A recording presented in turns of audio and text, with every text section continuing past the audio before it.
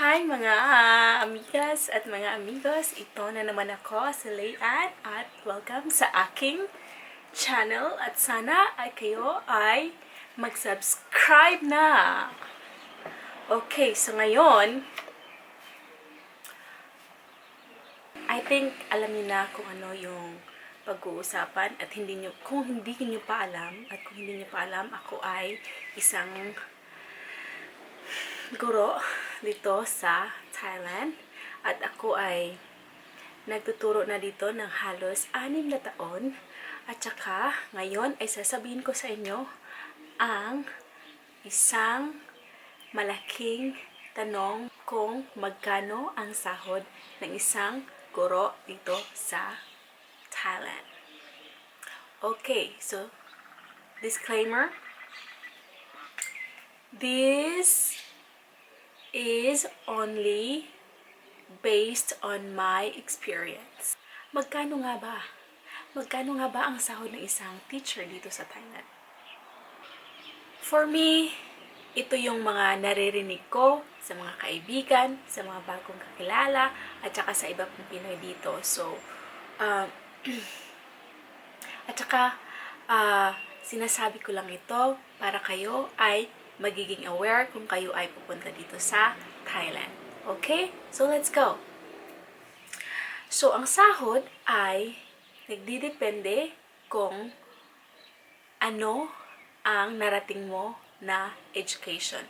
So, kung bachelor's degree ka lang, yung sahod mo ay, of course, hindi mataas, mababa lang.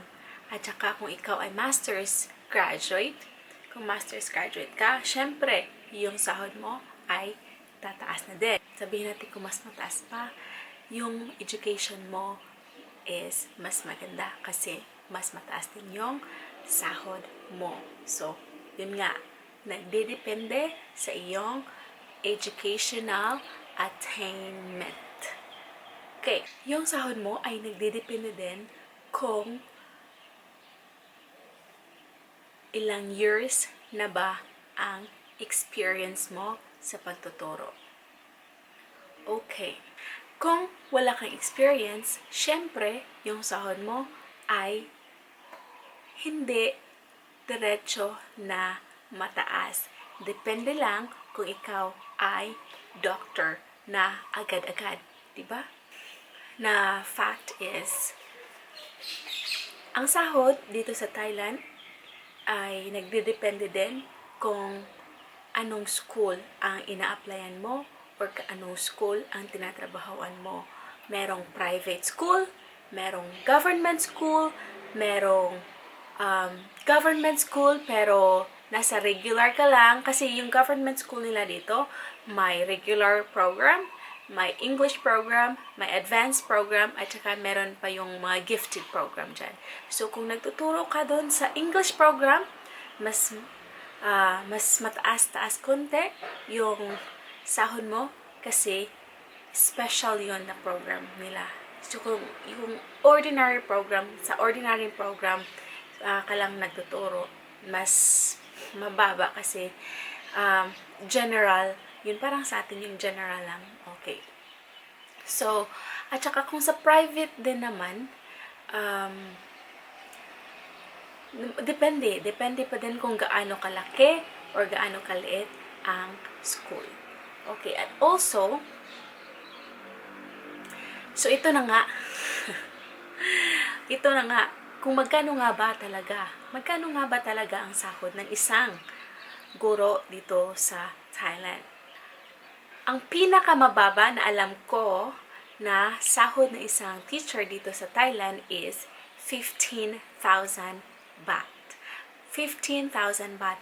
So, palagay natin, kung i-convert natin yan sa pera natin sa Pilipinas, kung ang 1 baht is equal to or equivalent to 1.6 pesos, so yung 15,000 baht mo na sahod ay also equivalent to 24, I guess, around that bracket, 24,000 pesos. 24,000 pesos.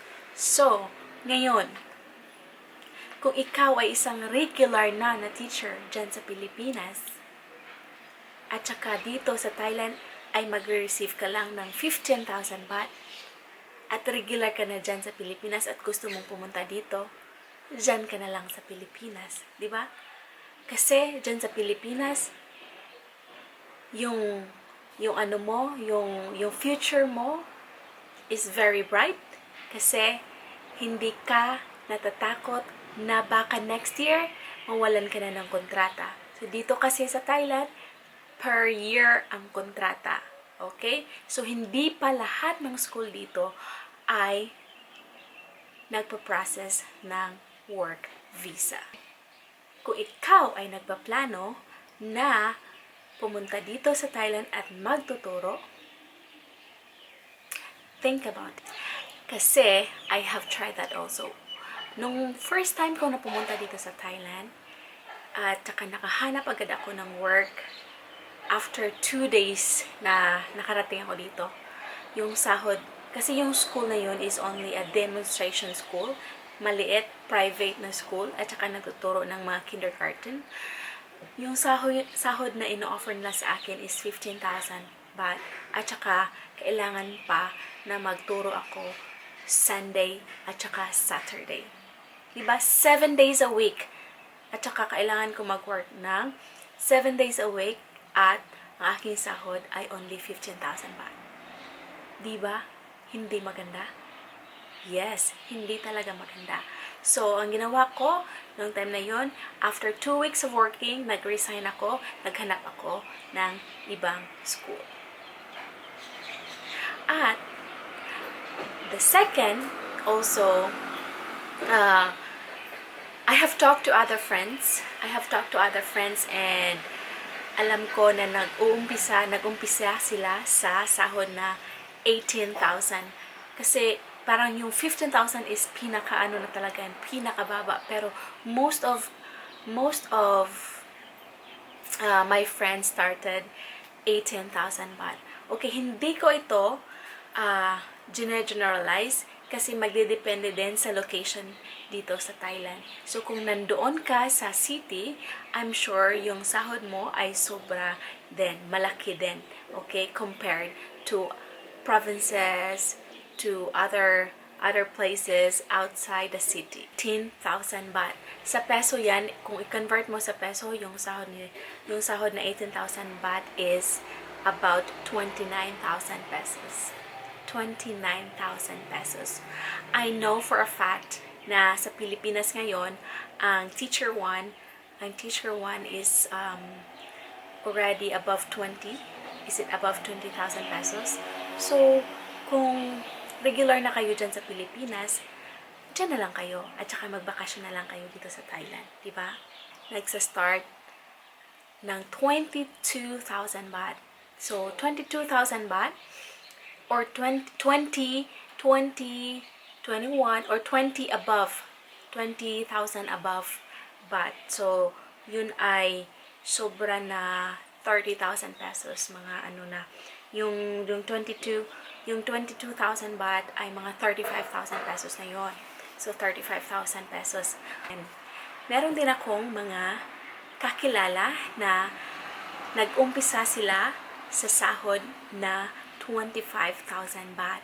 Na 25,000 baht is equivalent to 40,000 pesos. 40,000 pesos. So, 25 baht is equivalent to 40,000 pesos. Kung kayo ay pupunta dito sa Thailand at naghahanap ng work, sana kayo ay makakita ng school na nagsasahod ng 25,000 baht kasi yun ay mataas-taas naman, di ba? Ikaw ay matagal na dito sa Thailand at saka yung school na napasukan mo is maganda din at ma-increase every year at umabot ka sa 30,000 baht per month, yun ang mas maganda kasi yun ay equivalent to 48,000 pesos. Ang sahod dito sa Thailand ay hindi mataas. Pareho lang, parang kapareho lang din yung sahod sa Pilipinas. Okay, ngayon. So, kung advice ko sa'yo, kung ikaw ay licensed teacher at saka may unit ka na dyan sa Pilipinas, huwag ka na pumunta dito sa Thailand at magturo. Kasi pareho lang yung sahod. Pero kung gusto mong mag-adventure, gusto mong mag-travel, gusto mong lumayo muna or gusto mong ma-experience muna ang mag-work labas ng Pilipinas, okay, go. Punta ka dito at magturo. Okay? So, we have the freedom. We have the freedom if gusto mo lang naman. Diba? So, you have to think also kasi yung sahod dito sa Thailand, yung sahod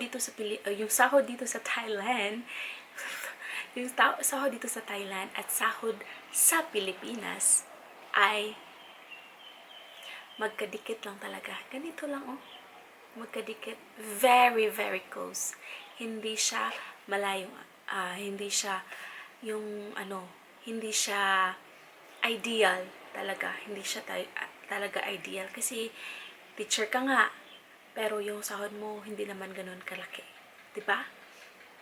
So, unlike working in the US, working in Australia, working in Canada, kasi yung sahod doon, yung mga OFW doon na ang sahod nila is, of course, sobra 100,000, ganyan, di ba?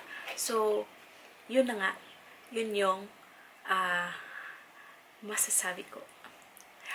Pero, ang kagandahan din kapag ikaw ay nag-work dito sa Thailand is maka-travel ka kahit saan kasi ang Thailand is in the middle, is in the center. Kasi pwede kang lumabas sa border pa Cambodia, pwede kang lumabas sa border ng Laos, pwede ka rin lumabas sa border ng Malaysia, at saka kung gustuhin mo, Malaysia, punta ka ng Singapore, malapit lang talaga. Saka kung ikaw ay kung yan ang gusto mo, mag-adventure, di ba? Okay. At, ang next topic natin is, pwede ba maka-teach ang mga hindi education graduate sa Thailand?